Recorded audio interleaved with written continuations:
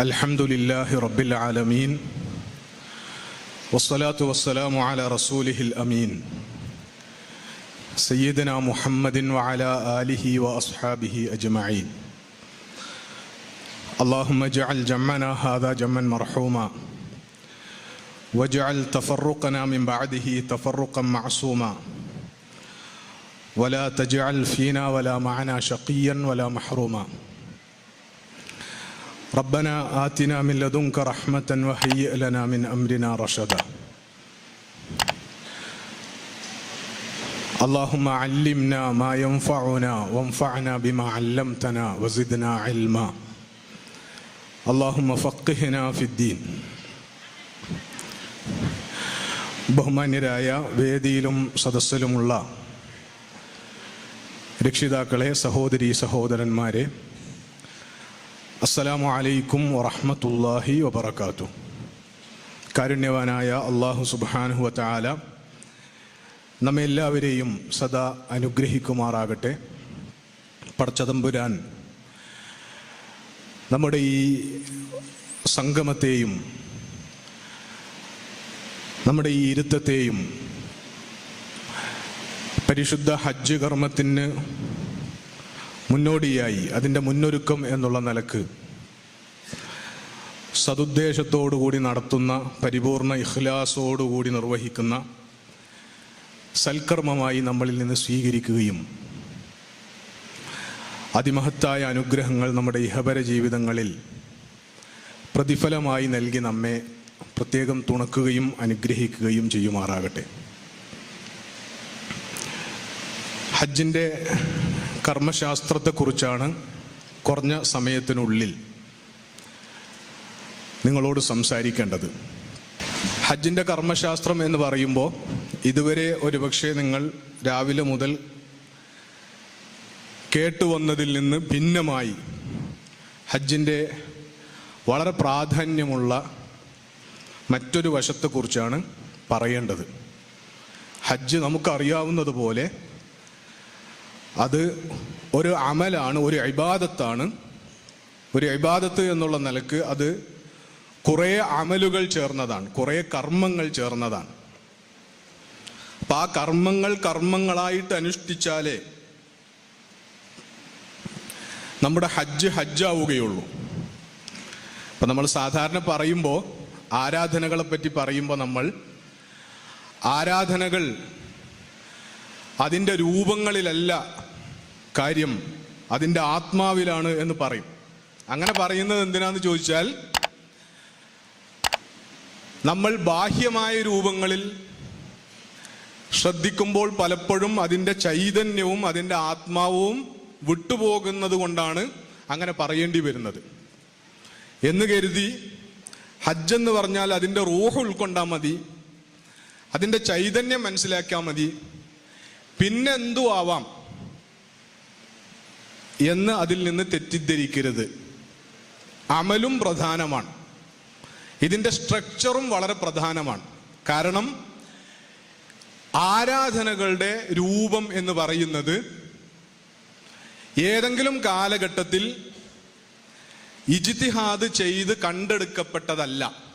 മറിച്ച് നമസ്കാരം അതിങ്ങനെയാണ് നിർവഹിക്കേണ്ടത് എന്ന് ജിബ്രീൽ അലൈഹിസ്സലാം വന്ന് റസൂലുള്ളാഹി സ്വല്ലല്ലാഹു അലൈഹി വസല്ലമക്ക് ചെയ്ത് കാണിച്ച് പഠിപ്പിച്ചു കൊടുത്തതാണ്. റസൂൽ അത് കണ്ട് പഠിച്ച് സഹാബികൾക്ക് പഠിപ്പിച്ചു കൊടുത്തതാണ്. ഹജ്ജും അതുപോലെ തന്നെ ജിബ്രീൽ അലൈഹിസ്സലാം വന്ന്, എന്ന് പറഞ്ഞാൽ ഹജ്ജിന്റെ മർമ്മം ദിക്റുള്ളയാണ്, അള്ളാഹിനെ സ്മരിക്കലാണ്, അള്ളാഹ്ക്കുള്ള ഇബാദത്താണ്. അപ്പൊ ആ റൂഹ്, അള്ളാഹിനോടുള്ള നമ്മുടെ ബോധം, അള്ളാഹിനോടുള്ള നമ്മുടെ ഭയം, തഖ്വ, ഇതൊക്കെ മനസ്സിലാണ് ഉണ്ടാവുക. ഇത് പ്രധാനമാണ് എന്ന് പറഞ്ഞിട്ട് എങ്കിൽ ദിക്ർ സാധ്യമാകുന്ന, അള്ളാഹിനെ ഓർക്കാൻ സഹായകമെന്ന് നമുക്ക് തോന്നുന്ന എന്തെങ്കിലും രൂപം സ്വീകരിച്ചാൽ പറ്റൂല. ഒരുപക്ഷെ ഇപ്പൊ നമസ്കാരത്തെ കുറിച്ച് തന്നെ നമ്മൾ ആലോചിച്ചാൽ ചിലപ്പോ നമസ്കാരം എന്തിനാണ് നിർബന്ധമാക്കപ്പെട്ടത് എന്ന് ചോദിച്ചാൽ ദിക്റുള്ളക്ക് വേണ്ടിയാണ്, ദൈവസ്മരണ നിലനിർത്താൻ വേണ്ടിയിട്ടാണ് നമസ്കാരം അള്ളാഹു നിർബന്ധമാക്കിയിട്ടുള്ളത്. എന്ന് കരുതി എനിക്ക് ദൈവസ്മരണ ഉണ്ടാകാൻ നിസ്കാരം തന്നെ വേണമെന്നില്ല. നിസ്കാരത്തിന്റെ നേരത്ത് ഇങ്ങനെ മുസല്ല വിരിച്ചിരുന്നോ അല്ലെങ്കിൽ സുഖമായി സോഫയിൽ ഇരുന്നോ കണ്ണുമടച്ചിരുന്ന് എനിക്ക് തോന്നിയ രൂപത്തിൽ കൈയൊക്കെ വെച്ച് ഞാൻ കുറച്ചു നേരം ഇങ്ങനെ അള്ളാനെ ഓർത്ത് ഇങ്ങനെ ഇരുന്നാൽ മതി. അപ്പൊ അതിൽ ഞാൻ ഫാത്തിഹ ഓതുന്നുണ്ട്, റുക്കൂയിൽ ചൊല്ലേണ്ടുന്ന തസ്ബീഹ് ചൊല്ലുന്നുണ്ട്, ബാക്കിയുള്ള ദിക്റുകളൊക്കെ ചൊല്ലുന്നുണ്ട്. പക്ഷേ ഞാൻ തക്ബീർ കെട്ടുന്നില്ല, റുക്കൂ ചെയ്യുന്നില്ല, സുജൂദിലേക്ക് പോകുന്നില്ല. കാരണം സ്ട്രക്ചർ പ്രധാനമല്ല, ആത്മാവാണ് പ്രധാനം എന്ന് കരുതി എന്ന് തീരുമാനിച്ച് ഈ അമലുകളെ, ബാഹ്യമായ അമലുകളെ ആരാധനകളിൽ അവഗണിക്കാൻ പറ്റുകയില്ല. അമലുകൾ അങ്ങനെ തന്നെ ചെയ്യേണ്ടതാണ്. പ്രത്യേകിച്ചും നമസ്കാരത്തിന്റെ കാര്യത്തിലും ഹജ്ജിന്റെ കാര്യത്തിലും റസൂലുള്ളാഹി സ്വല്ലല്ലാഹു അലൈഹി വസല്ലം, നബി സല്ലല്ലാഹു അലൈഹി വസല്ലമ ഹിജ്റ 10ന്റെ അന്ന് 10ാം വർഷത്തിൽ ഹജ്ജ് ചെയ്യാൻ ഉദ്ദേശിച്ചപ്പോൾ ഇബാദത്ത് എന്ന് പറയുന്നത് വളരെ സ്വകാര്യമായി രഹസ്യമായി ചെയ്യേണ്ടതാണ് എന്നതൊക്കെ ഉള്ളതോടൊപ്പം റസൂലുള്ളാഹി സ്വല്ലല്ലാഹു അലൈഹി വസല്ലം ജനങ്ങളോട് മുഴുവൻ ഞാനിതാ ഈ വർഷം ഹജ്ജിന് പുറപ്പെടുകയാണ്, അതുകൊണ്ട് സാധ്യമാകുന്നവരൊക്കെ എന്റെ കൂടെ ഹജ്ജിന് വരിക എന്ന് പറഞ്ഞു റസൂലുള്ളാഹി സ്വല്ലല്ലാഹു അലൈഹി വസല്ലം ആഹ്വാനം ചെയ്തു. അതിന്റെ അടിസ്ഥാനത്തിൽ 100,000-ലധികം വരുന്ന സഹാബികൾ മദീനയിൽ നിന്ന് റസൂലുള്ളാഹി സ്വല്ലല്ലാഹു അലൈഹി വസല്ലം ഹജ്ജിന് പുറപ്പെട്ടു പോന്ന രംഗം ഹദീസുകളിൽ വിശദീകരിച്ചിട്ടുണ്ട്. കണ്ടെത്താ ദൂരത്തോളം റസൂലിന്റെ മുന്നിലും പിറകിലും ഇടതുഭാഗത്തും വലതുഭാഗത്തും സഹാബികൾ തിങ്ങി നിറഞ്ഞ് വലിയ ഒരാൾക്കൂട്ടമായിട്ടാണ് റസൂലുള്ളാഹി സ്വല്ലല്ലാഹു അലൈഹി വസല്ലം ഹജ്ജ് ചെയ്യാൻ വേണ്ടി പോകുന്നത്. അവരങ്ങനെ സംഘടിച്ചത് എന്തിനാന്ന് ചോദിച്ചാൽ റസൂല് പറഞ്ഞു, ഖുദൂ അന്നി മനാസിക്കക്കും. പ്രത്യേകിച്ചും ഹജ്ജ് നേരത്തെ തന്നെ പരിചയമുള്ള ഒരു ആരാധനാ കർമ്മമാണ്. മുൻകാലത്ത് നിർവഹിക്കപ്പെട്ടതിന്റെ തുടർച്ചയിൽ ഏതൊക്കെയോ രീതിയിൽ മുശ്രിക്കുകൾ ഹജ്ജും തവാഫും ഒക്കെ നിർവഹിച്ചു പോന്നിരുന്നു. അങ്ങനെ ആയിരുന്നിട്ട് പോലും ഇനി ഇസ്ലാമിലെ ഹജ്ജ് എന്താണെന്ന് ഞാൻ നിർവഹിക്കാൻ പോവുകയാണ്, നിങ്ങളത് കാണണം, പഠിക്കണം, ഞാൻ ചെയ്യുന്നത് പോലെ നിങ്ങളത് സ്വീകരിക്കണം എന്ന് റസൂലുള്ളാഹി സ്വല്ലല്ലാഹു അലൈഹി വസല്ലം ആഹ്വാനം ചെയ്തു. അതിന്റെ അടിസ്ഥാനത്തിൽ സഹാബികൾ റസൂൽ എന്തൊക്കെയാണ് ഓരോ സന്ദർഭത്തിലും ചെയ്യുന്നത് എന്ന് സൂക്ഷിച്ചു നോക്കി അത് പഠിച്ച് പരിശീലിച്ച്, അവരുടെ ഉദ്ദേശം എന്ത് മാത്രമല്ല, റസൂലിന്റെ കൂടെ ഒരു ഇബാദത്ത് നിർവഹിക്കൽ മാത്രമല്ല, അത് പഠിക്കൽ കൂടിയാണ്. റസൂലിൽ നിന്ന് അത് അപ്പടി പഠിച്ചു പകർത്തുക, പിൽക്കാല സമൂഹങ്ങളിലേക്ക് അത് പറഞ്ഞു പഠിപ്പിച്ചു കൊടുക്കുക എന്ന ഉത്തരവാദിത്വം കൂടി അവർക്കുണ്ടായിരുന്നു. അങ്ങനെ സൂക്ഷ്മമായിട്ട് അവർ റസൂലിന്റെ ഹജ്ജിനെ കണ്ട് പഠിച്ച് അത് റിപ്പോർട്ട് ചെയ്തു തന്നത്, അത് പിന്നീടുള്ള വർഷങ്ങൾ അവർ ഹജ്ജ് ചെയ്ത് അത് പിൽക്കാലക്കാർക്ക് പറഞ്ഞു പഠിപ്പിച്ചു കൊടുത്തത്, കാണിച്ചു കൊടുത്തത്. ഇതൊക്കെയാണ് ഹജ്ജിന്റെ അടിസ്ഥാനം, ഹജ്ജ് കർമ്മങ്ങളുടെ അടിസ്ഥാനം എന്ന് പറയുന്നത്. അപ്പൊ അതുകൊണ്ട് റസൂല് ചെയ്തതുപോലെ ഞാൻ നേരത്തെ സൂചിപ്പിച്ചു, ഇതൊരു ഇബാദത്താണ്. ഒരു കർമ്മം ഇബാദത്താകാൻ 2 അടിസ്ഥാന മാനദണ്ഡങ്ങളാണുള്ളത്. പണ്ഡിതന്മാർ ഇസ്ലാമിലെ ആരാധനാ കർമ്മങ്ങളെ പഠിച്ച് നിർദ്ധാരണം ചെയ്തിട്ടുള്ള അടിസ്ഥാനമാണത്.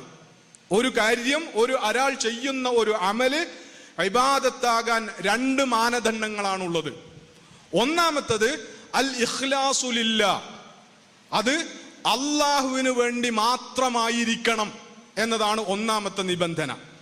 അത് നമ്മുടെ നിയ്യത്ത്, ഹജ്ജിന്റെ ആത്മാവ് എന്നതുമായി ഒക്കെ ബന്ധപ്പെട്ട് നിങ്ങൾ ഇതുവരെ കേട്ട കാര്യങ്ങളാണത്. ഇതിന്റെ ഒരേ ഒരു ഉദ്ദേശം, ഈ അമല് ഹജ്ജ് അള്ളാഹ് നിർബന്ധമാക്കിയ ആരാധനാ കർമ്മമാണ്, അള്ളാഹിനെ പ്രീതിപ്പെടുത്താൻ ചെയ്യേണ്ടുന്ന ആരാധനാ കർമ്മമാണ്. വേറെ ആരെങ്കിലും തങ്ങളെ പ്രീതിപ്പെടുത്താൻ വേണ്ടി കൽപ്പിച്ചിട്ടുള്ള കർമ്മമല്ല. അതുകൊണ്ട് ഇത് അള്ളാഹുവിനെ പ്രീതിപ്പെടുത്താൻ, അള്ളാഹു വാഗ്ദാനം ചെയ്തിട്ടുള്ള നന്മകൾ സ്വായത്തമാക്കാൻ, സൽഫലങ്ങൾ സ്വായത്തമാക്കാൻ ഉദ്ദേശിച്ച് മാത്രം ചെയ്യേണ്ടുന്ന ആരാധനാ കർമ്മമാണ്.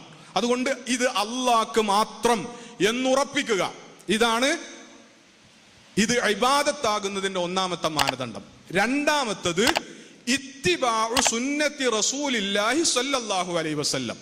ഒരു അമല് നമ്മൾ പൂർണ്ണമായിട്ടും ആത്മാർത്ഥമായിട്ടും ഞാനിത് അള്ളാഹ്ക്ക് വേണ്ടിയാണ് ചെയ്യുന്നത് എന്നതുകൊണ്ട് മാത്രം ഒരു അമല് ഇബാദത്താവുകയില്ല. ആ അമല് ഇബാദത്താവണമെങ്കിൽ അതിൻ്റെ കൂടെ ആ അമൽ ചെയ്യുന്നത് റസൂലിന്റെ സുന്നത്തിനെ പിൻപറ്റിക്കൊണ്ടായിരിക്കണം. എങ്കിലേ ഇബാദത്താവുകയുള്ളൂ. റസൂല് മാതൃക കാണിച്ചിട്ടില്ലാത്ത ഒരാരാധനാരീതിയും ദീനിൽ അനുവദനീയമല്ല. പുതിയ ആരാധനകൾ ഉണ്ടാക്കാൻ പാടില്ല. ഉള്ള ആരാധനകളിൽ തന്നെ റസൂലിന്റെ മാതൃകക്ക്, റസൂലിന്റെ സുന്നത്തിന് വിരുദ്ധമായ രീതികൾ സ്വീകരിക്കാൻ പാടുള്ളതല്ല. അതുകൊണ്ട് ഹജ്ജിനെ ഒരു ആരാധനയായി, നമ്മുടെ മേൽ നിർബന്ധമായ ഒരാരാധനയായി നിർവഹിക്കണമെങ്കിൽ നമുക്ക് റസൂൽ ഇതെങ്ങനെയാണ് ചെയ്തത് എന്ന് പഠിക്കേണ്ടതുണ്ട്. അങ്ങനെ പഠിച്ചതിന് ശേഷം മാത്രമേ, ഒന്നാമത്തെ കാര്യം വളരെ പ്രധാനമാണ്, അതോടൊപ്പം റസൂൽ എന്തൊക്കെയാണ് ഇതിന്റെ ഭാഗമായി കർമ്മങ്ങളായി അനുഷ്ഠിച്ചത്, ഓരോ കർമ്മവും എങ്ങനെയൊക്കെയാണ് നിർവഹിച്ചത് എന്നറിയുകയും ആ അറിവിന്റെ അടിസ്ഥാനത്തിൽ ഈ ആരാധനാ കർമ്മം നിർവഹിച്ച് പൂർത്തീകരിക്കുകയും ചെയ്യണം എന്നത് നമ്മുടെ ഒരു ഉത്തരവാദിത്തമാണ്. അപ്പൊ ആ നിലക്ക് ഹജ്ജിന്റെ മുന്നോടിയായി നമ്മുടെ മേൽ വരുന്ന പ്രധാനപ്പെട്ട ഒരു ഉത്തരവാദിത്തമാണ് ഇതെങ്ങനെയാണ് ചെയ്യുക എന്നത് പഠിക്കുക എന്ന് പറയുന്നത്. പഠിക്കാതെ നമുക്കത് നിർവഹിക്കാൻ പറ്റുകയില്ല. അപ്പോൾ ആ പഠനത്തിന് സഹായമാകുന്ന വിധത്തിലുള്ള ഒരു അവതരണമാണ് ഞാനിപ്പോൾ നടത്താൻ ഉദ്ദേശിക്കുന്നത്. വളരെ സിമ്പിളായി, കൂടുതൽ സങ്കീർണതകളില്ലാതെ കാര്യങ്ങൾ മനസ്സിലാക്കാൻ കഴിയുന്ന സ്വഭാവത്തിൽ ചുരുക്കി കാര്യങ്ങൾ അവതരിപ്പിക്കാനാണ് ഇൻഷാ അല്ലാഹ് ഞാൻ ശ്രമിക്കുന്നത്. ഒന്നാമത്തെ കാര്യം, ഹജ്ജിൽ നമുക്ക് ചെയ്യാനുള്ളത് കുറെ അമലുകളാണ്. അഅ്മാലുൽ ഹജ്ജ്, ഹജ്ജിലെ കർമ്മങ്ങൾ, അല്ലെങ്കിൽ മനാസിക്കുൽ ഹജ്ജ്, ഹജ്ജിലെ അനുഷ്ഠാനങ്ങൾ എന്നൊക്കെയാണ് അതിന് പറയുക. ഈ അമലുകൾ പ്രധാനമായും 4 സ്വഭാവത്തിലുള്ള അമലുകളാണ്. 4 സ്വഭാവത്തിലുള്ള അമലുകളാണ്. ഒന്നാമത്തെ ഇനം ഹജ്ജിന്റെ റുക്കുനുകളായി പരിഗണിക്കപ്പെടുന്ന അമലുകൾ. രണ്ടാമത്തത് ഹജ്ജിന്റെ വാജിബുകളായി പരിഗണിക്കപ്പെടുന്ന അമലുകൾ. ഇത് രണ്ടും നിർബന്ധമായും ചെയ്യേണ്ടുന്ന അമലുകളാണ്. ഹജ്ജിൽ നിർബന്ധമായും നമ്മൾ ചെയ്യേണ്ടുന്ന കർമ്മങ്ങളാണ് റുക്കുനുകളും വാജിബുകളും. അപ്പൊ പിന്നെ ഇത് രണ്ടും തമ്മിലുള്ള വ്യത്യാസം എന്താണ് എന്ന് ചോദിച്ചാൽ, റുക്കുനുകളിൽ ഏതെങ്കിലും ഒന്ന് മിസ്സായാൽ അത് ചെയ്യുക എന്നതല്ലാത്ത വേറെ മാർഗമൊന്നും ഹജ്ജ് ശരിയാകാൻ ഇല്ല. അപ്പൊ അതിലെ ചില അമലുകൾ, റുക്കുനുകളിൽപ്പെട്ട ചില അമലുകൾ സമയബന്ധിതമായി ചെയ്യേണ്ടുന്ന അമലുകളുണ്ട്. എന്ന് പറഞ്ഞാൽ ആ സമയത്തിനുള്ളിൽ ചെയ്താലേ അത് സ്വീകരിക്കപ്പെടുകയുള്ളൂ, അത് ശരിയാവുകയുള്ളൂ. അപ്പൊ ആ സമയം കടന്നുപോയാൽ പിന്നെ അത് ആ കൊല്ലം നിർവഹിക്കാൻ പറ്റുകയില്ല. അപ്പൊ എന്താകും? അയാളുടെ ഹജ്ജ് ബാത്തിലാകും. എന്ന് പറഞ്ഞാൽ റുക്കുനുകളിൽ ഏതെങ്കിലും ഒന്ന് ചെയ്യാതെ വിട്ടുപോയാൽ അത് പിന്നീട് റിപ്പീറ്റ് ചെയ്യാൻ, അല്ലെങ്കിൽ അത് ചെയ്യാൻ സാധ്യമാവുകയും ചെയ്തിട്ടില്ലെങ്കിൽ അയാളുടെ ഹജ്ജ് ബാത്തിലാകുന്നതാണ്. അങ്ങനെ നിർബന്ധമായും ചെയ്യേണ്ടുന്ന കർമ്മങ്ങൾക്കാണ് റുക്കുനുകൾ എന്ന് പറയുന്നത്. നമ്മളുടെ ഈ യാത്രയിൽ നമ്മൾ 2 കർമ്മങ്ങളാണ് ചെയ്യുന്നത്. ഒന്ന്, ഒരു ഉംറ ചെയ്യും, അതിനുശേഷം നമ്മൾ ഒരു ഹജ്ജും ചെയ്യും. അപ്പൊ ഇതിന് 2നും റുക്കുനുകളുണ്ട്. ഉംറയുടെ റുക്കുനുകൾ 4 എണ്ണമാകുന്നു. 1 ഇഹ്റാം, 2 ത്വവാഫ്, 3 സഅയ്, 4 മുടി മുറിക്കുക അല്ലെങ്കിൽ മുടി മുണ്ഡനം ചെയ്യുക. ഈ 4 കാര്യങ്ങൾ നിർബന്ധമായും ചെയ്തിരിക്കണം ഉംറയിൽ. ഇല്ലെങ്കിൽ ഉംറ ശരിയാവുകയില്ല. എന്ന് പറഞ്ഞാൽ ഉംറ ബാത്തിലാണ്. അതിനുശേഷം നമ്മൾ ഹജ്ജ് ചെയ്യും. ഹജ്ജിന്റെ റുക്കുനുകൾ 5 എണ്ണമാണ്. നിർബന്ധമായും ഒഴിവാക്കാൻ പാടില്ലാത്ത, ഒഴിവാക്കിയാൽ നമ്മുടെ ഹജ്ജ് ബാത്തിലാകുന്ന നിർബന്ധ കർമ്മങ്ങൾ 5 എണ്ണമാണ്. 1 ഇഹ്റാമാണ്, 2 അറഫയിൽ നിൽക്കലാണ്, 3 ത്വവാഫുൽ ഇഫാദയാണ്, ഹജ്ജിന്റെ ഭാഗമായുള്ള ത്വവാഫ്, 4 സഫാ മർവകൾക്കിടയിലുള്ള സഅയാണ്, 5 തലമുണ്ഡനം ചെയ്യലാണ്. ഈ 5 കർമ്മങ്ങളിൽ ഏതെങ്കിലും ഒന്ന് മിസ്സായാൽ, അതിൽ പലതും മിസ്സായി എന്ന് നമുക്ക് ഓർമ്മ വന്നാൽ നമുക്കത് ചെയ്യാൻ പറ്റും. പക്ഷെ അറഫയിൽ നിൽക്കൽ പോലെയുള്ള കർമ്മങ്ങൾ അതിനൊരു സമയമുണ്ട്. അറഫയിൽ നിൽക്കാനൊരു സമയമുണ്ട്. അത് അറഫ ദിനത്തിന്റെ അന്ന് ഉച്ച മുതൽ യൗമുൻ നഹർ എന്ന് പറഞ്ഞാൽ ദുൽഹജ്ജ് 9 അറഫ ദിനം. അതിന്റെ അന്ന് ഉച്ച മുതൽ ളുഹ്ർ മുതലുള്ള സമയം മുതൽ പിറ്റേ ദിവസം ദുൽഹജ്ജ് 10 അന്ന് സുബ്ഹി ബാങ്ക് വരെയുള്ള സമയമാണ് അറഫയിൽ നിൽക്കേണ്ടുന്ന സമയം. ഇതിൽ ഏതെങ്കിലും ഒരു സമയത്ത് ഒരാൾ ഹാജി അറഫയിൽ വന്ന് നിന്നിരിക്കണം. ഒരാൾ ഹജ്ജിന് പുറപ്പെട്ടിട്ട് ഈ അറഫയിലേക്ക് എത്തിയിട്ടില്ല, ഈ സമയം കഴിയുമ്പോഴും ദുൽഹജ്ജ് 10 അന്ന് സുബ്ഹി ബാങ്ക് കൊടുത്തിട്ടും അയാൾ അറഫയിലേക്ക് എത്തിയിട്ടില്ല, അല്ലെങ്കിൽ അറഫയിൽ നിൽക്കുക എന്ന കർമ്മം അനുഷ്ഠിക്കാൻ അയാൾക്ക് സാധ്യമായിട്ടില്ല. അയാൾക്ക് അത് കഴിഞ്ഞിട്ടുള്ളൊരു സമയത്ത് വന്നിട്ട് അറഫയിൽ നിന്ന് ആ കർമ്മം നിർവഹിച്ച അയാളുടെ ഹജ്ജ് ശരിയാക്കാൻ പറ്റുമോ? പറ്റൂല. കാരണം അതിന്റെ സമയം കഴിഞ്ഞു. അയാളെ സംബന്ധിച്ചിടത്തോളം അയാളുടെ ആ വർഷത്തെ ഹജ്ജ് ബാത്തിലായി. അയാൾ ഹജ്ജ് കംപ്ലീറ്റ് ചെയ്യണം. അന്റെ ബാത്തിലായി എന്ന് എഴുതിയിട്ട് അറഫയിൽ നിന്ന് നേരെ വണ്ടി കയറാൻ പറ്റൂല. അയാൾ ഹജ്ജിന്റെ ബാക്കിയുള്ള കർമ്മങ്ങൾ പൂർത്തീകരിക്കണം. താൻ ചെയ്ത തെറ്റിന് പകരമായിട്ട് ഫിദിയ കൊടുക്കണം, ബലിയർക്കണം. അതിനുശേഷം അയാൾ അടുത്ത വർഷം അല്ലെങ്കിൽ സാധ്യമാകുന്ന ഏറ്റവും അടുത്ത വർഷത്തിൽ ആ ഹജ്ജ് ഖളാ വീട്ടണം. ഇത് അറഫയിൽ നിൽക്കുക എന്നുള്ളതിന് മാത്രം ഉള്ളൊരു പ്രശ്നമാണത് റുക്കുനുകളിൽ. ബാക്കിയുള്ള റുക്കുനുകളൊക്കെ നമുക്ക് കുറച്ചുകൂടി സൗകര്യത്തിൽ അത് ചെയ്തിട്ടില്ലല്ലോ എന്ന് ഓർമ്മ വരുമ്പോൾ അത് ചെയ്യാൻ നമ്മുടെ ഈ യാത്രയിൽ തന്നെ അത് ചെയ്ത് കംപ്ലീറ്റ് ചെയ്യാനുള്ള അവസരമുണ്ട്. അപ്പോൾ റുക്കുനുകൾ മിസ്സാകാതെ ശ്രദ്ധിക്കുക എന്നതാണ് ഏറ്റവും പ്രധാനമായി നമ്മൾ ശ്രദ്ധിക്കേണ്ടത്. ഉംറയിൽ 4 റുക്കുനുകൾ, ഹജ്ജിൽ 5 റുക്കുനുകൾ. ഇനി ഇതല്ലാത്ത നിർബന്ധമായും ചെയ്യേണ്ടുന്ന കർമ്മങ്ങളുണ്ട്. ആ കർമ്മങ്ങൾ നമുക്ക് നഷ്ടപ്പെട്ടു പോയാൽ അത് നമ്മുടെ ഹജ്ജിനെ ബാധിക്കുകയില്ല. എന്ന് പറഞ്ഞാൽ നമ്മുടെ ഹജ്ജ് എന്ത് ചെയ്യൂല? ബാത്തിലാവുകയില്ല. മറിച്ച് നമ്മുടെ ഹജ്ജിൽ നമ്മൾ വാജിബായ ഒരു കാര്യം ഉപേക്ഷിച്ചതിന്റെ കുറ്റക്കാരാകും.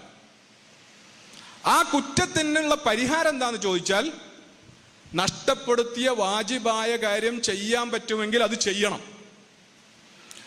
അത് ചെയ്യാൻ പറ്റാതെ അത് നഷ്ടപ്പെട്ടു പോയാൽ അതിന് പകരം ഫിദിയ കൊടുക്കണം, പ്രായശ്ചിത്തം കൊടുക്കണം. പ്രായശ്ചിത്തം എന്ന് പറയുന്നത് ഒരാടിനെ അറുക്കലാണ്. പ്രായശ്ചിത്തം എന്ന് പറയുന്നത് ബലി കൊടുക്കുന്നതും പ്രായശ്ചിത്തവും തമ്മിൽ വ്യത്യാസമുണ്ട്. ഹജ്ജിന്റെ ഭാഗമായി നമുക്കൊരു ബലിയുണ്ട്, അതിനെക്കുറിച്ച് ഞാൻ പിന്നീട് പറയാം. ബലി എന്ന് പറഞ്ഞാൽ ഹജ്ജിന്റെ ഭാഗമായിട്ടുള്ളൊരു കർമ്മമാണ്. അതേസമയത്ത് ഫിദിയ എന്ന് പറയുന്നത് നമ്മൾ ഒരു വാജിബായ കാര്യം ഉപേക്ഷിച്ചതിന് പരിഹാരമായി നിർബന്ധമായും ചെയ്യേണ്ടുന്നതാണ്. ഇപ്പോ നമസ്കാരത്തിലെ ചില അബ്ആദു സുന്നത്തുകൾ മറന്നുപോയാൽ സഹവിന്റെ സുജൂദ് ചെയ്യുന്നത് പോലെ അത് സഹവിന്റെ സുജൂദ് കൊണ്ട് പരിഹരിക്കപ്പെടും. ഇവിടെ വാജിബായ ഒരു കാര്യം ഉപേക്ഷിച്ചാൽ അത് പരിഹരിക്കാനുള്ള മാർഗം ഫിദിയ കൊടുക്കുക എന്ന് പറയുന്നതാണ്. അപ്പൊ ഇതാണ് വാജിബാത്ത്. വാജിബാത്തിന് ഉദാഹരണം പറഞ്ഞാൽ, ഇഹ്റാം ചെയ്യുന്നത് മീഖാത്തിൽ നിന്നായിരിക്കൽ നിർബന്ധമാണ്. ഇഹ്റാം ചെയ്യുന്നത് മീഖാത്തിൽ നിന്നായിരിക്കൽ നിർബന്ധമാണ്. ഒരാള് മീഖാത്തിൽ നിന്ന് ഇഹ്റാം ചെയ്യാൻ വിട്ടുപോയി എങ്കിൽ അയാൾ ചെയ്യേണ്ടത് തിരിച്ച് മീഖാത്തിലേക്ക് വന്ന് മീഖാത്തിൽ നിന്ന് ഇഹ്റാം കെട്ടി പോവുകയാണ് ചെയ്യേണ്ടത്. ഇനി അതിന് സാധ്യമാകാത്ത സാഹചര്യം അയാൾക്കുണ്ടായാൽ അയാളുടെ ഹജ്ജ് ബാത്തിലാവുകയില്ല. അയാൾക്ക് ഹജ്ജ് തുടരാം. പക്ഷെ പകരം പ്രായശ്ചിത്തമായി നേരത്തെ പറഞ്ഞതുപോലെ അയാൾ ഒരാടിനെ അറുക്കണം, അല്ലെങ്കിൽ 3 ദിവസം നോമ്പ് നോൽക്കണം, അതല്ലെങ്കിൽ 6 പാവങ്ങൾക്ക് ഭക്ഷണം കൊടുക്കണം. ഇതാണ് പ്രായശ്ചിത്തം എന്ന് പറയുന്നത്. അപ്പൊ ഇതുപോലെയുള്ള കാര്യങ്ങളാണ് വാജിബുകൾ എന്ന് പറഞ്ഞാൽ ഫിദിയ കൊടുക്കേണ്ടെന്ന് ഉപേക്ഷിച്ചാൽ ഫിദിയ കൊടുക്കേണ്ടുന്ന വാജിബുകൾ. അപ്പൊ അതില് മുസ്ദലിഫയിൽ രാപ്പാർക്കൽ ഹജ്ജിന്റെ വാജിബാത്തിൽപ്പെട്ടതാണ്. അയ്യാമുത്ത തശ്രീഖിന്റെ ദിനങ്ങളിൽ എന്ന് പറഞ്ഞാൽ പെരുന്നാൾ ദിവസം കഴിഞ്ഞിട്ടുള്ള ബാക്കിയുള്ള ദിവസങ്ങളിൽ മിനയിൽ പിന്നെ കല്ലെറിയൽ, പെരുന്നാളിന്റെ അന്ന് ഉള്ള കല്ലേറ്, ഇങ്ങനെയുള്ള കാര്യങ്ങളൊക്കെ എന്ന് പറഞ്ഞാൽ റുക്കനുകളല്ലാത്ത നിർബന്ധമായും ചെയ്യണമെന്ന കാര്യങ്ങളൊക്കെ ഈ ഗണത്തിൽ പെടുന്നതാണ്. അപ്പോ ഹജ്ജിന്റെ അമലുകളിൽ ഒരു ഇനം റുക്കനുകളാണ്, രണ്ടാമത്തെ ഇനം വാജിബുകളാണ്, മൂന്നാമത്തെ ഇനം സുന്നത്തുകളാണ്. ഹജ്ജിന്റെ മര്യാദകൾ, സുന്നത്തുകൾ എന്നൊക്കെ പറയാവുന്ന കാര്യങ്ങൾ എന്ന് പറയാം. ഇതല്ലാത്ത ഹജ്ജുമായി ബന്ധപ്പെട്ട് റസൂലുള്ളാഹി സ്വല്ലല്ലാഹു അലൈഹി വസല്ലം മാതൃക കാണിച്ചിട്ടുള്ള എല്ലാ കാര്യങ്ങളും സുന്നത്തുകളുടെ കൂട്ടത്തിലാണ് പെടുക. ഈ സുന്നത്തുകളുടെ കൂട്ടത്തിൽ തന്നെ പെടുന്നതാണ്. പക്ഷെ നമുക്ക് സെപ്പറേറ്റ് പറയാൻ പറ്റുന്ന നാലാമത്തെ ഒരു ഇനമാണ് ചില പ്രത്യേക സന്ദർഭങ്ങളിൽ റസൂലുള്ളാഹി സ്വല്ലല്ലാഹു അലൈഹി വസല്ലം നടത്തിയിട്ടുള്ള ദിക്റുകളും പ്രാർത്ഥനകളും. അതും ഹജ്ജിന്റെ അമലുകളിൽപ്പെട്ട നാലാമത്തെ ഇനം. ഇങ്ങനെ 4 ഇനം കർമ്മങ്ങളാണ് നമുക്ക് നിർവഹിക്കാനുള്ളത്. അപ്പൊ ഇത് ഈ ഒരു കൂട്ടത്തിൽ ഈ ഒരു സ്വഭാവത്തിൽ അത് മനസ്സിലാക്കുന്നതെന്ന് വെച്ചാൽ ഇതിൽ ഓരോ അമലുകളുടെയും പ്രാധാന്യം നമുക്ക് മനസ്സിലാക്കാനാണ്. അപ്പൊ അതിൽ റുക്നുകളുടെ കാര്യത്തിൽ നമ്മൾ ബദ്ധശ്രദ്ധ പുലർത്തണം.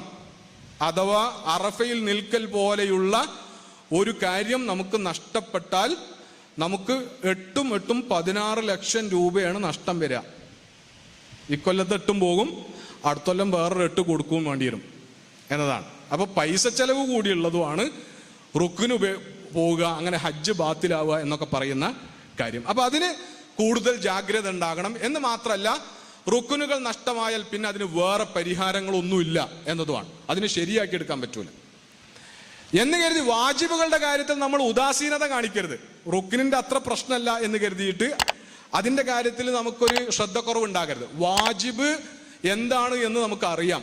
ഫിഖ് അനുസരിച്ച് നിർബന്ധമായിട്ടും ചെയ്യേണ്ടതും ചെയ്താൽ കൂലിയുള്ളതും ഉപേക്ഷിക്കാൻ പാടില്ലാത്തതും ഉപേക്ഷിച്ചാൽ ശിക്ഷയുള്ളതുമാണ്. എന്നാൽ വാജിബുകളിൽ ഏതെങ്കിലും ഒന്ന് ഉപേക്ഷിച്ചാൽ അയാൾ കുറ്റക്കാരനാണ്. അപ്പൊ അയാൾ ഫിദിയ കൊടുക്കുന്നതിന് മുമ്പ് അയാൾ ആദ്യം എന്ത് ചെയ്യണം? ആദ്യം അയാൾ അള്ളാഹുവോട് ആത്മാർത്ഥമായിട്ട് ഇസ്തിഗ്ഫാർ നടത്തുകയും തൗബ ചെയ്യുകയും ചെയ്യണം. മുസ്ദലിഫയിൽ രാപ്പാർത്തിലെ ഒരാള് അറഫയിൽ നിന്ന് അയാൾ എന്ത് ചെയ്തു? നേരെ കുറുക്കിന് നേരെ എല്ലാരും മുസ്ദലിഫയ്ക്ക് പോണ മുസ്ദലിഫ വഴി അറഫ, മുസ്ദലിഫ, മിന ഇങ്ങനെയാണ് ഉണ്ടാവുക. മിന കഴിഞ്ഞാൽ മുസ്ദലിഫ, മുസ്ദലിഫ കഴിഞ്ഞാൽ അറഫ, അങ്ങനെയാണ് ആ പ്രദേശങ്ങളുടെ കടപ്പുള്ളത്. അപ്പൊ നമ്മൾ മിനയിൽ നിന്ന് അറഫയിലേക്ക് പോകുമ്പോൾ മുസ്ദലിഫ വഴി നമ്മൾ അറഫയിലേക്ക് പോവുകയാണ് ചെയ്യുക. തിരിച്ചു പോരുമ്പോൾ നമ്മൾ അറഫയിൽ നിന്ന് മുസ്ദലിഫ, അങ്ങോട്ട് പോകുമ്പോൾ മുസ്ദലിഫയിൽ നമുക്കൊരു പരിപാടിയില്ല. ഇങ്ങോട്ട് പോരുമ്പോൾ അറഫയിൽ നിന്ന് മുസ്ദലിഫയിൽ എത്തി മുസ്ദലിഫയിൽ രാപ്പാർക്കുക എന്നത് നിർബന്ധമുള്ള കാര്യമാണ്. അപ്പൊ ആ റൂട്ട്, മുസ്ദലിഫന്റെ പരിധിയുള്ള റൂട്ട് ഭയങ്കര തിരക്കൊക്കെ ആയിരിക്കും. രാപ്പാർക്കാൻ നമ്മൾ മഗ്രിബിന് അറഫയെന്ന് പുറപ്പെട്ടാൽ ചിലപ്പോ നട്ടപ്പാതിരി ആയാലും ചിലപ്പോൾ നമ്മൾ മുസ്ദലിഫയിൽ എത്തിയില്ല എന്ന് വരും.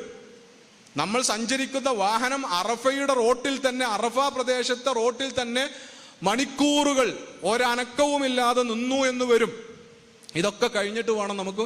അപ്പൊ ഇങ്ങനെയൊക്കെയാണെന്ന് കരുതിയിട്ട് വിവരമില്ലാത്ത ഡ്രൈവർ പറഞ്ഞു, എന്ത് ആ ഭാഗത്തു കൂടെ വലിയ തിരക്കാണ്, നമുക്ക് മെല്ലെ ഇതിലങ്ങോട്ട് ഇങ്ങേപ്പുറം പിടിച്ചിട്ട് പോകുക എന്ന് പറഞ്ഞിട്ട് മുസ്ദലിഫയിൽ തെറ്റ് ചെയ്യാതെ മുസ്ദലിഫയിൽ രാപ്പാർക്കുക എന്നത് ചെയ്യാതെ കടന്നുപോയാൽ നമ്മൾ എന്ത് ചെയ്തു? ഒരു വാജിബ് ഉപേക്ഷിച്ചു. അത് കുറ്റമാണ്. അപ്പൊ പരിഹാരം അയാൾ മുസ്ദലിഫയിലേക്ക് തന്നെ തിരിച്ചു വരിക എന്നുള്ളതാണ്. മിനയിലെത്തി, മുസ്ദലിഫയിൽ എത്താതെ മിനയിലെത്തി എന്ന് ഒരാൾക്ക് ബോധ്യമായാൽ, സമയം തീർന്നിട്ടില്ല എങ്കിൽ അയാൾ എന്ന് പറഞ്ഞാൽ സുബൈ വാങ്ക് കൊടുത്തിട്ടില്ല എങ്കിൽ അയാൾ മിനയിൽ നിന്ന് എത്രയും പെട്ടെന്ന് നടന്നിട്ടാണെങ്കിലും മുസ്ദലിഫയിലേക്ക് തന്നെ തിരിച്ചു വരണം. അങ്ങനെ അയാൾക്ക് പറ്റിയില്ല എങ്കിൽ അയാൾ ഞാനൊരു തെറ്റ് ചെയ്തിരിക്കുന്നു എന്ന ബോധം അയാൾക്കുണ്ടാകണം. ഇത്രയും കഷ്ടപ്പെട്ട് ഹജ്ജിന് വന്നിട്ട് എൻ്റെ ഭാഗത്ത് നിന്ന് അല്ല കൽപ്പിച്ചതിന് വിരുദ്ധമായി ഒരു കാര്യം സംഭവിച്ചിരിക്കുന്നു എന്നത് അയാളെ അസ്വസ്ഥപ്പെടുത്തണം, സങ്കടപ്പെടുത്തണം. ആ സങ്കടത്തിൽ നിന്ന് അയാളിൽ നിന്ന് തൗബയുണ്ടാകണം. എന്നിട്ട് അയാൾ തൗബ ചെയ്ത് മടങ്ങണം അള്ളാഹുവിലേക്ക്. എന്നിട്ട് ഫിദിയയും കൊടുക്കണം, പ്രായശ്ചിത്വവും കൊടുക്കണം. ഇതാണ് വാജിബിന്റെ കാര്യം. അപ്പൊ വാജിബും നമ്മൾ നിസ്സാരമായി കാണരുത് എന്നതാണ്. അതേ സമയത്ത് സുന്നത്തായ കാര്യങ്ങൾ, നമ്മൾ ചെയ്യുന്ന ഒരു കർമ്മം റസൂല് ചെയ്തതനുസരിച്ച് ഏറ്റവും ഭംഗിയായി അതിന് കിട്ടേണ്ടുന്ന ഏറ്റവും മഹത്തായ പ്രതിഫലം കിട്ടണമെന്ന് ആഗ്രഹിച്ച് നമ്മൾ അതിന്റെ പൂർണ്ണതയിൽ നിർവഹിക്കാൻ വേണ്ടി ശ്രദ്ധിച്ച് ചെയ്യുന്ന കാര്യങ്ങളാണ് ഹജ്ജുമായി ബന്ധപ്പെട്ട സുന്നത്തുകൾ എന്ന് പറയുന്നത്. അതിലേതെങ്കിലും ഒന്ന് മിസ്സായി എന്നത് നമ്മളെ ആകെ അസ്വസ്ഥപ്പെടുത്തേണ്ടതില്ല. ഹജറുൽ അസ്വദ് മുത്താൻ കിട്ടിയില്ലല്ലോ എന്നത് ഹജ്ജ് കഴിയുവോളവും ഹജ്ജ് കഴിഞ്ഞിട്ടും നമ്മുടെ ഒരു ഭയങ്കര സങ്കടമായി നിൽക്കേണ്ടതില്ല. പുരുഷന്മാർ തവാഫിനിടയിൽ ഇൽത്തിബാ നടത്തണം എന്നൊക്കെ എല്ലാ ഹജ്ജ് ക്ലാസ്സിലും പറഞ്ഞതാണ്. അവിടുന്ന് ഇറങ്ങുമ്പോഴും അമീർ പറഞ്ഞതാണ്. എന്നിട്ടും ഞാനത് മറന്നു എന്നത് നമ്മുടെ അസ്വസ്ഥപ്പെടുത്തുന്ന ഒരു വലിയ പ്രശ്നമായിട്ട് നമ്മൾ കൊണ്ടു നടക്കേണ്ടതില്ല. ഇന്റെ തവാഫ് ശരിയായില്ലല്ലോ എന്ന് കരുതി അസ്വസ്ഥപ്പെടേണ്ടതില്ല. ആദ്യത്തെ ഉംറക്ക് ആദ്യം ചെന്നിട്ട് ഉംറയുടെ ഭാഗമായി ചെയ്യുന്ന തവാഫിന്റെ ആദ്യ 3 റൗണ്ടുകളിൽ ആണുങ്ങൾ ഓടി നടക്കണം എന്ന് പഠിപ്പിച്ചതാണ്. അത് ഓർമ്മ ഉണ്ടായിരുന്നു, അത് പിന്നെയും മനസ്സിൽ വെച്ചതാണ്.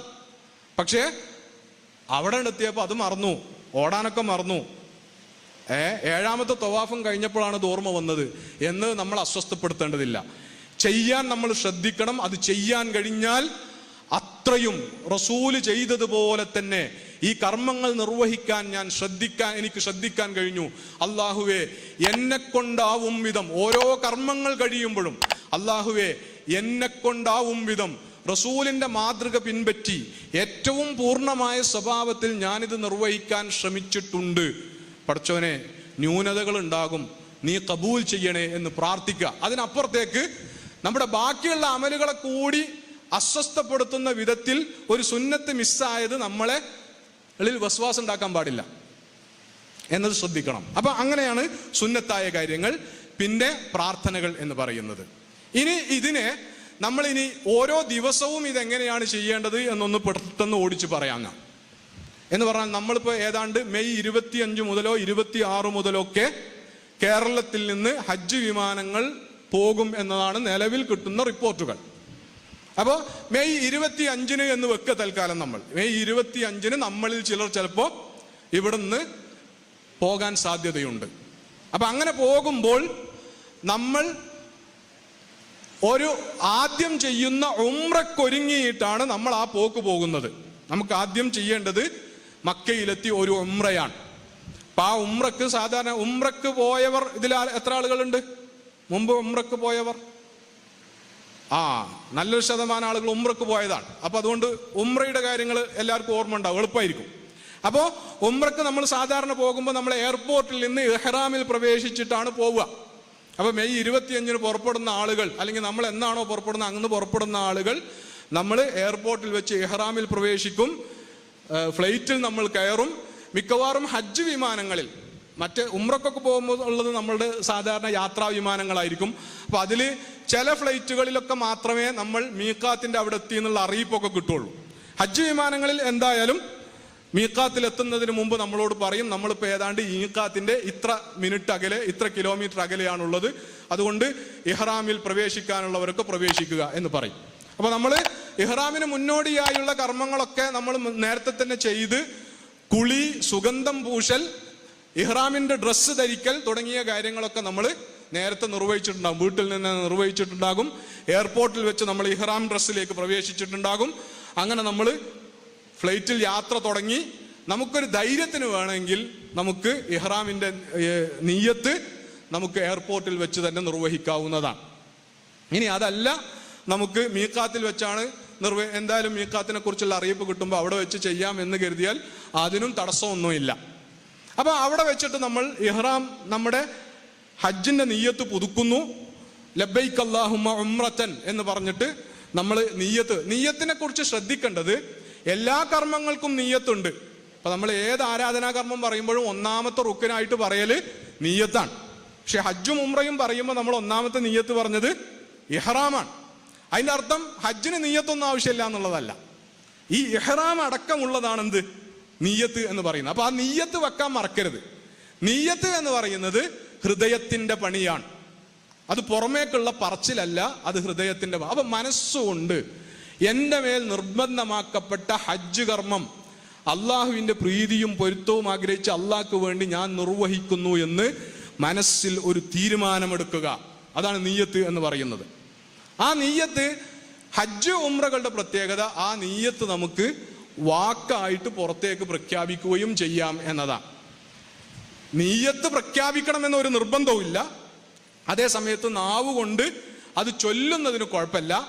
നാവ് കൊണ്ട് ചൊല്ലിയിട്ടില്ലെങ്കിൽ കുഴപ്പമില്ല, ഹൃദയം കൊണ്ട് നിയ്യത്ത് വെക്കൽ നിർബന്ധമാണ്. ഒരാൾ ചെല്ലലൊക്കെ ഉണ്ട്. നമ്മൾ നോമ്പിന്റെ നിയ്യത്തൊക്കെ നമുക്ക് ഇങ്ങനെ ശീലായതുപോലെ നവൈത്തു സൗമഗദിൻ എന്നത് വരുന്ന പോലെ വെറുതെ വന്നാൽ പോരാ, നിയ്യത്ത് മനസ്സിൽ നിർബന്ധമായിട്ടും ഉണ്ടാകണം. പിന്നെ നമ്മൾ ലബ്ബൈക അല്ലാഹുമ്മ ഉംറത്തൻ എന്ന് പറഞ്ഞിട്ട് ആണ് നമ്മൾ ഇഹ്റാമിലേക്ക് പ്രവേശിക്കുക. ഇഹ്റാമിന്റെ മുന്നോടിയായുള്ള കാര്യങ്ങൾ ഞാൻ നേരത്തെ പറഞ്ഞു. കുളിക്കുക എന്നത് സുന്നത്താണ്. ഇഹ്റാമിൽ ചെയ്യാൻ പാടില്ലാത്ത കാര്യങ്ങൾക്കൊക്കെ വേണ്ടിയുള്ള മുന്നൊരുക്കങ്ങൾ നടത്തലും സുന്നത്തായ കാര്യമാണ്.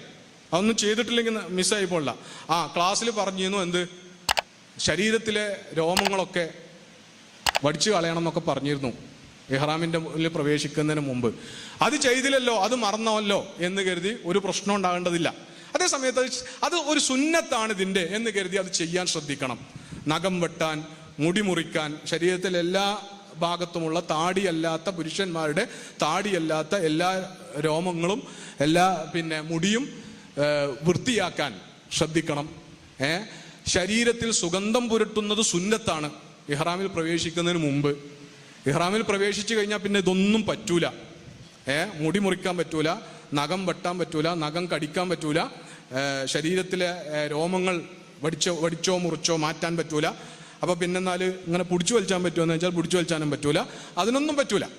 അപ്പൊ അങ്ങനെ അതൊന്നും പറ്റാത്തൊരു സാഹചര്യം ഉണ്ട്. അതേപോലെ തന്നെ ഇഹ്റാമിൽ പ്രവേശിച്ചാൽ പിന്നെ സുഗന്ധദ്രവ്യങ്ങൾ ഉപയോഗിക്കാൻ പാടില്ല. പക്ഷെ ഇഹ്റാമിൽ പ്രവേശിക്കുന്നതിന് മുമ്പ് ശരീരത്തിൽ സുഗന്ധദ്രവ്യം പുരട്ടുന്നത് സുന്നത്താണ്, റസൂലിന്റെ സുന്നത്തിൽപ്പെട്ടതാണ്, അത് ചെയ്യാവുന്നതാണ്. ഇനിയിപ്പോൾ അതൊരാൾ മറന്നു എന്ന് എഴുതിയിട്ട് പ്രശ്നമൊന്നുമില്ല. എന്നിട്ട് ഇഹ്റാമിന്റെ ഡ്രസ്സിലേക്ക് പ്രവേശിക്കണം. ഇഹ്റാമിന്റെ ഡ്രസ്സിലേക്ക് പ്രവേശിക്കുമ്പോൾ ആണുങ്ങൾ ഇന്നർ വിയറുകളൊന്നും ഉപയോഗിക്കാതിരിക്കാൻ ശ്രദ്ധിക്കണം. ഒരു തുണിയും പുതക്കുന്ന ഒരു തുണിയും മാത്രമേ ഉണ്ടാകാൻ പാടുള്ളൂ എന്നത് പ്രത്യേകം ശ്രദ്ധിക്കണം. സ്ത്രീകൾക്ക് പ്രത്യേകിച്ച് വസ്ത്രധാരണ രീതിയില്ല. അവര് മുൻകൈയും മുഖവും അല്ലാത്ത ശരീരത്തിലെ എല്ലാ ഭാഗങ്ങളും മറയുന്ന വിധത്തിൽ ഔറത്ത് മറച്ചുകൊണ്ട് വസ്ത്രം ധരിക്കണം. ഇങ്ങനെ വസ്ത്രം ധരിച്ച് സാധാരണ ജീവിതത്തിൽ നമുക്ക് ശീലമില്ലെങ്കിൽ അത് നമ്മളിപ്പോൾ തന്നെ പരിശീലിക്കണം. മുടി പുറത്തു കാണുന്ന വിധത്തിലും മുൻകൈ അല്ലാത്ത കയ്യിൻ്റെ ഭാഗങ്ങൾ പുറത്തു കാണുന്ന വിധത്തിലും ആണ് നമ്മൾ വസ്ത്രധാരണം നടത്തി ശീലിച്ചിട്ടുള്ളതെങ്കിൽ അത് മാറണം. നിസ്കാരക്കുപ്പായിട്ടാലേ നിസ്കാരം ശരിയാവുള്ളൂ നമുക്ക് എങ്കിൽ, അങ്ങനെയാണ് നമ്മുടെ വസ്ത്രധാരണ രീതി എങ്കിൽ ഇഹ്റാമിൽ പ്രവേശിച്ചാലും നമ്മൾ നിസ്കാരക്കുപ്പായിടേണ്ടി വരും. കാരണം ഔറത്ത് മുഴുവൻ മറയണം. അപ്പൊ മുടി പുറത്തു വരാതിരിക്കാൻ, മുൻകൈ അല്ലാത്ത ശരീരഭാഗങ്ങൾ പുറത്ത് കാണാതിരിക്കാവുന്ന വിധത്തിൽ അതിൽ ശ്രദ്ധ പുലർത്തേണ്ടി വരും. അങ്ങനെ നമ്മൾ ഇഹ്റാമിൽ പ്രവേശിച്ചു പോകുന്നു. ഞാൻ ചുരുക്കി പറയാണ്, നമ്മൾ മക്കയിലെത്തുന്നു, ജിദ്ദ എയർപോർട്ടിലെത്തുന്നു, അല്ലെങ്കിൽ വേറെ ഏതെങ്കിലും എയർപോർട്ടിലെത്തുന്നു. അവിടെ നിന്ന് നമ്മൾ മക്കത്തേക്ക് എത്തുന്നു. മക്കത്തെത്തിയാൽ നമ്മൾ നേരെ റൂമിലേക്ക് പോകുന്നു. റൂമിലേക്ക് പോയാൽ ഒന്ന് കുളിച്ച് ഫ്രഷ് ആകുന്നതൊക്കെ സുന്നത്തിൽപ്പെട്ടതാണ്. മക്കയിലേക്ക് പ്രവേശിക്കുന്നതിന് മുമ്പുള്ളൊരു കുളി സുന്നത്തുള്ളതാണ്. അപ്പോൾ അത് പ്രത്യേകം പറയുന്നതെന്ന് വെച്ചാൽ അതിനൊന്നും ആരും അസ്വസ്ഥപ്പെടരുത്. നമ്മളിപ്പോൾ മക്കത്ത് വന്ന് കുളിച്ചാനാ, റൂമിൽ വിശ്രമിക്കാനാ, ഭക്ഷണം കഴിച്ചിട്ട് പോയാൽ മതിട്ടോ എന്നൊക്കെ പറയുമ്പോൾ നമ്മളിപ്പോൾ ഇവിടെ ഭക്ഷണം കഴിക്കാൻ വന്നിട്ട് വേഗം പോയി ഉംറ ചെയ്യാതെ ഇങ്ങനെയുള്ള അനാവശ്യ ധൃതികൾ പൈശാചികമാണ്. അത് നമ്മുടെ ഉംറ എന്ന കർമ്മത്തെ ബാധിക്കുകയാണ് ചെയ്യുക. സാവധാനം എന്ന് കരുതി ഒരു ദിവസമൊക്കെ വിശ്രമിച്ചിട്ട് പോകണം എന്നല്ല ഈ പറയുന്നത്. ആവശ്യമായ റെസ്റ്റ് എടുത്ത് ഫ്രഷ് ആയതിനു ശേഷം, ആവശ്യമായ ഭക്ഷണം കഴിച്ചതിന് ശേഷം ഉംറക്കുള്ള ഒരു ആവതൊക്കെ ഉണ്ടാകുമെന്നൊക്കെ ഉറപ്പ് വരുത്തിയിട്ട് വേണം ഉംറയുടെ കർമ്മങ്ങളിലേക്ക് പോകാൻ.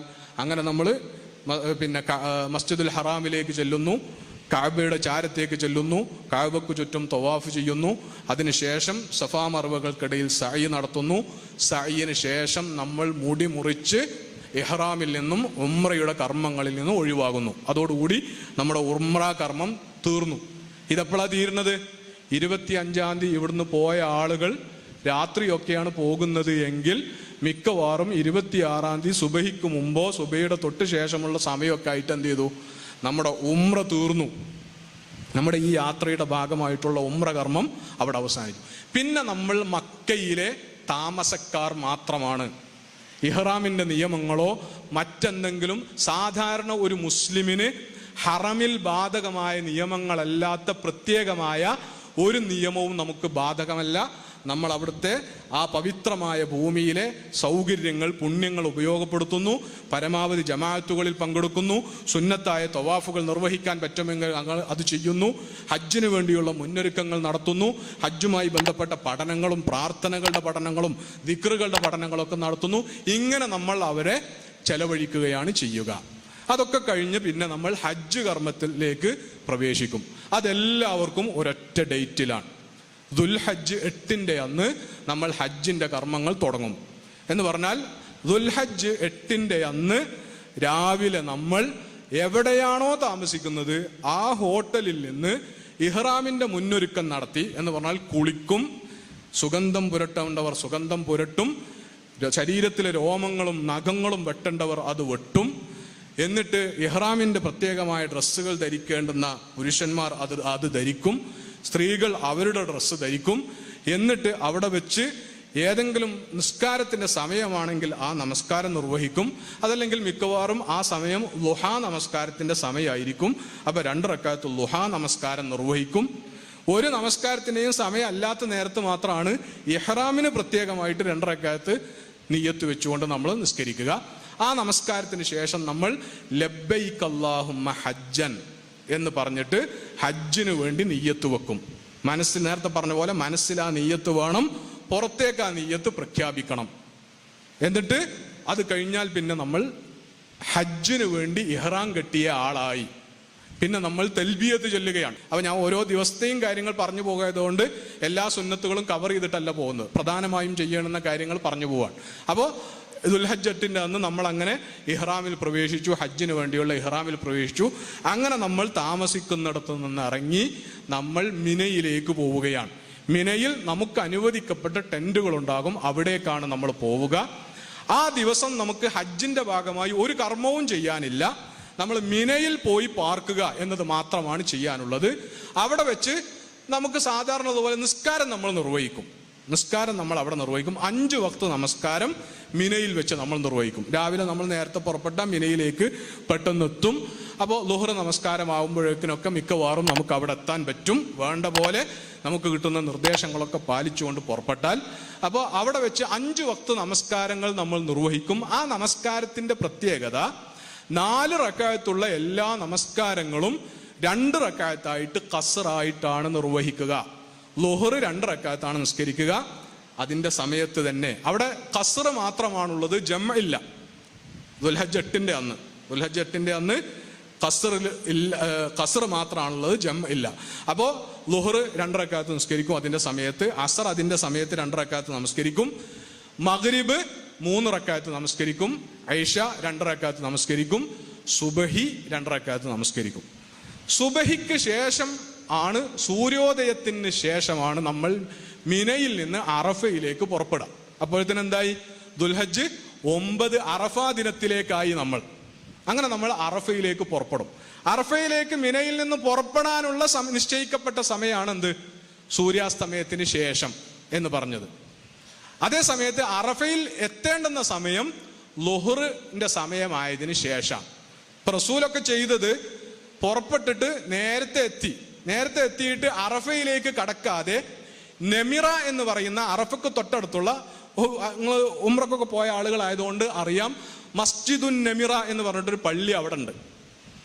ആ പള്ളി നിൽക്കുന്ന ഭാഗത്ത് റസൂലുള്ളാഹി സ്വല്ലല്ലാഹു അലൈഹി വസല്ലം അവിടെ ക്യാമ്പ് ചെയ്യാണ് ചെയ്തത്, അറഫയിലേക്ക് പ്രവേശിക്കാതെ. അവിടെ വെച്ചാണ് റസൂലുള്ളാഹി സ്വല്ലല്ലാഹു അലൈഹി വസല്ലം അറഫ പ്രഭാഷണം നടത്തുകയും ളുഹറും അസറും ജമ്മും ഖസ്റുമായി നിസ്കരിക്കുകയും ചെയ്തത്. അങ്ങനെ നിസ്കരിച്ചത് ആ സ്ഥലത്ത് നിർമ്മിക്കപ്പെട്ട പള്ളിയാണ് മസ്ജിദുൻ നബീറ. മസ്ജിദുൻ നബീറയുടെ പ്രത്യേകത അതിന്റെ ഒരു ഭാഗം അറഫക്ക് പുറത്താണ്, ഒരു ഭാഗം അറഫക്ക് ഉള്ളിലാണ് എന്നതാണ്.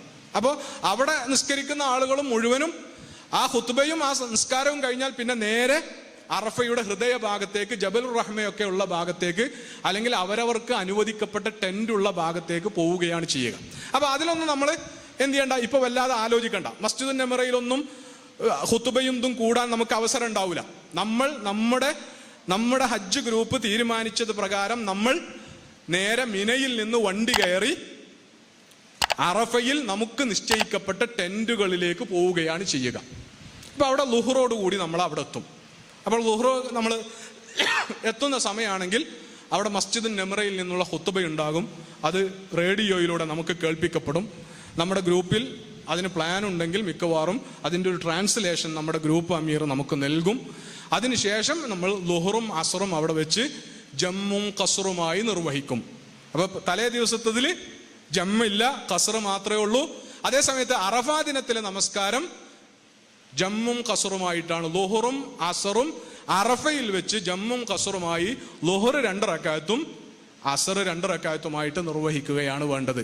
അപ്പൊ ഇതിലൊന്നും വസ്വാസം ഉണ്ടായിരുന്നോ? ഇതൊന്നും ജമ്മും കസറൊന്നും നമുക്ക് ഇത്രയും കാലം പരിചയമല്ല, ഞാൻ മുഴുവൻ തന്നെ നിസ്കരിക്കും എന്ന് വാശി പിടിക്കരുത്.